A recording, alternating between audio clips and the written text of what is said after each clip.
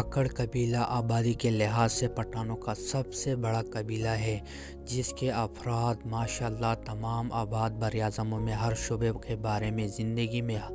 بھرپور حصہ لے رہے ہیں۔ کاکڑ قبیلے کا اصل علاقہ جوب اور گرد و نواح ہے، مگر وقت کے ساتھ ساتھ یہ اپنے اصل علاقے سے نکل کر اپنی قریبی اور دور دراز علاقوں میں آباد ہوتے چلے گئے۔ تاریخی طور پر کاکڑوں نے تقریباً ایسی تمام عسکری مہمات میں حصہ لیا جن کا آغاز افغان حکمرانوں کی جانب سے کیا گیا، مگر یہ قبیلہ اپنی تمتر اعلیٰ صلاحیتوں کے باوجود اقتدار کی رس کشی میں نظر نہیں آتا، کیونکہ منافقت، وعدہ خلافی، بے وفائی یہ کاکڑ قبیلے کا حصہ نہیں۔ زمانے کی اونچ نیچ کے نتیجے میں بہت سے قبائل نے اپنا طرز فکر بدلا، مگر یہ کاکڑ صاحب روح کی دعاؤں کا کمال ہے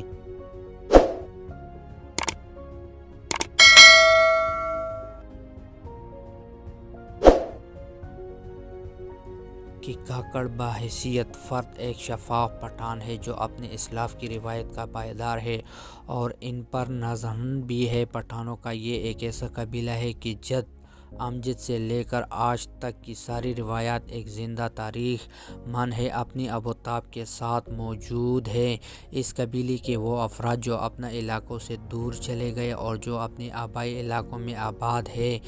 دونوں میں آپسی احترام، محبت، جوش و جذبہ اپنے پورے زور و شور سے موجود ہے۔ باوجود اس کے کہ ان کی زبان، رہن سہن اور معاشرے میں ایک قدرتی فرق موجود ہے، اپنے جد امجد کے نام سے وابستہ کاکڑ قبیلے کے افراد آپس میں ایک جذباتی وابستگی رکھتے ہیں جو خالصتاً ان کی میراث ہے۔ کاکڑ قبیلے میں ہمیں ہر شعبہ زندگی افراد ملتے ہیں، جن میں مذہبی رہنما، علماء اور کسان و باغبان، اعلیٰ سطح کی تعلیم یافتہ و ہنرمند کی ایک کثیر تعداد موجود ہے۔ ہمارا اصل مقصد بھی یہی ہے کہ ان کے تمام باتوں کا احاطہ کرے، ان باتوں کو اجاگر کرے جو عظیم کاکڑ صاحب اور ان کی اولادوں میں موجود ہے، ان سب روایات کو اکٹھا کرے جو نسل در نسل اپنا سفر کر کے ہم تک پہنچا، اور اب ہمیں ان روایات کو آئندہ نسلوں تک پہنچانا ہے تاکہ وہ اور دوسرے جو ہمیں سمجھنے میں مشکلات ہے دونوں کے لیے آسانیاں پیدا ہو۔ کاکڑ صاحب قبیلہ اپنی قبائلی بناوٹ کی وجہ سے ایسی بے شمار خصوصیات کا حامل ہے کہ اس تحقیقی مواد علم النسل کی تحقیقات کرنے والے فکر دیتا ہے۔ کاکڑ قبیلے کے علاقے کا محل وقوع مغرب میں بلوچ، جنوب میں ترین، مشرق میں کوہ سلیمان، شمال مشرق میں آذان اور پشتون اور شمال میں اچکزے اور غلیظی علاقے ہے۔ کاکڑوں کا یہ علاقہ کوہ سلیمان کے مشرقی دامن پر واقع ہے اور اسے کاکڑستان کہا جاتا ہے،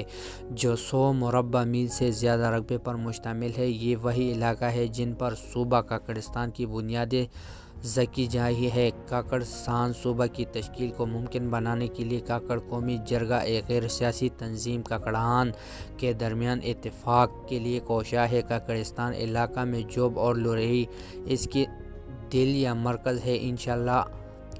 تعالیٰ قیام پاکستان کے وقت کاکڑ قوم پاکستان کے سب سے بڑا صوبہ بلوچستان کو پاکستان میں شامل کرنے کا مرکزی کردار ادا کیا اور پاکستان پر احسان کیا کہ آج وہ پاکستان کا حصہ ہے، اور قیام پاکستان کی جدوجہد میں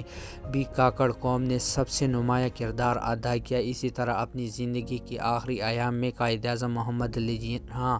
کاکڑان کے درمیان اور ان کی حفاظت میں رہنا بھی ایک فخر کی بات، جس وقت انہوں نے کہا کہ میری جیب میں سارے ہی کٹ سکے ہیں۔ کاکڑان کی بہترین آبادیوں کی مسکن کاکڑستان سے باہر اسی طرح ہے۔ تقریباً بلوچستان کے ہر ضلع میں، افغانستان میں قندھار سے ہرات اور مزار شریف سے کابل اور جلال آباد تک، اورکزئی، غزنی اور زوبل تقریباً ہر ولسوائی میں موجود ہے۔ اسی طرح KPK کے تمام اضلاع میں اور پنجاب میں نروال، ظفروال، سیالکوٹ، لاہور، شیخوپورہ، ننکانہ صاحب، مناوال، گوجرانوالہ، غزنی میں، سندھ میں کراچی، حیدرآباد، شاہپور میں، ہندوستان میں حیدرآباد، دکن میں جہاں پنزیرے اور شموزے، اور UP میں سہارنپور و مظفر نگر جہاں تقریباً 2 لاکھ کے قریب پنزی، رامپور، CSP، مقبوضہ جموں و کشمیر میں روہتک، ایران میں خراسان کائنات نامی علاقے میں آباد ہے۔ کاکڑان کی جدامت کا نام کاکنیک عبداللہ نام سے مشہور ہے اور کاکڑ کی وجہ تسمیہ بھی یہی ہے۔ کاکڑ وہ روٹی ہے جو شکاری لوگ پہاڑوں اور ویرانوں میں دھران شکار پکاتے ہیں۔ اس کی ترتیب یوں کہ آٹا گوندھ کر گول اور آگ پر گرم کیے گئے پتھروں پر لپیٹ دیا جاتا ہے۔ پتھر کی گرمی سے آٹا پک کر تیار ہو جاتا ہے اور پھر اس پتھر کو آٹے سمیت دوبارہ آگ پر رکھا جاتا ہے۔ کاکڑوں کی جد امجد حضرات کاکڑنیک کے بارے میں بھی یہ مشہور ہے کہ ایک دفعہ وہ شکار پر گئے اور اپنے لیے روٹی بنا رہے تھے کہ ایک کچھوے پر گول پتھر سمجھ کر اس پر آٹا لگا دیا۔ جب اس کو آٹے سے لپیٹ آگ میں پھینکا تو اس کی تپش وہ کچھوا چل پڑا۔ تو اس پر کاکنیک صاحب نے ایک بیت کہا جو بہت مشہور ہے: سلم کاک رونڑی عبداللہ بخت و بیدار بڑی، ترجمہ: تیری قسمت بیدار ہو رہی ہے کیونکہ تیرا ہے جان ککڑ چل پڑی ہے۔ کاکڑ صاحب جہاد کے غرض سے جوب سے ہرات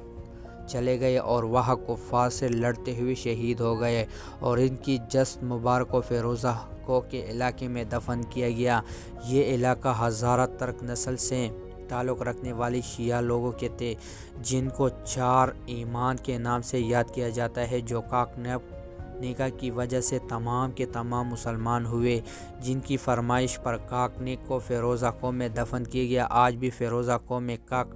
صاحب کی اولاد میں سے سنجرخیل کے 6 بڑے قبائل وہاں آباد ہیں۔ ماشاءاللہ کاکنیک کی اولادوں کی پشتون قبیل میں اس وجہ سے بزرگ کا درجہ حاصل ہے جو آج صدیاں گزر جانے کے بعد بھی قائم ہے۔ الحمدللہ 588 میں جب سلطان غیاث الدین اوری نے ہرات کے علاقے میں قبضہ کر لیا تو وہاں ایک بڑی مسجد تعمیر کروائی، مگر یہ مسجد اپنی بنیادوں پر قائم نہیں رہتی اور بار کھڑا کرنے کے باوجود گر جاتی۔ تب آخرکار چند بزرگوں نے مشورہ دیا کہ کاکنیک صاحب کا جسد خاکی ایک تابوت میں بند کر فیروز کوہ میں دفن تھا کو لا کر مسجد کے صدر و دروازے میں لا کر دفن کیا جائے تو پھر مسجد تکڑ سکتی ہے، لہٰذا ایسا ہی کیا گیا اور وہ مسجد آج بھی قائم ہے۔